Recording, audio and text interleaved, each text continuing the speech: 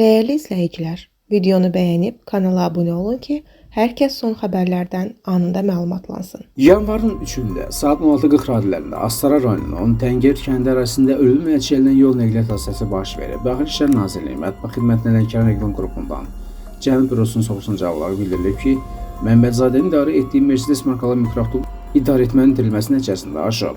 Nəticədə avtomobildə olan 2 nəfər sərnişin ölüb, 7 nəfər xəsarət alıb. Araşdırma aparılır. Seyid bizə tez-tez gəlir. Zeydlə 5-6 gün bir yerdə qalırlar.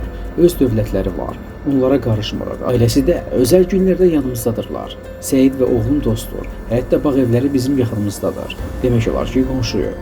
Xəbər verilir ki, bu sözləri müğənni Natıfan Həbibi qonaq canlı verilişində deyib. Sənətçi keçmiş həyat yoldaşı reper Dado Seyid Əliyev haqqında danışıb. O bildirir ki, Dado oğluna görə tez-tez onlarda qalır.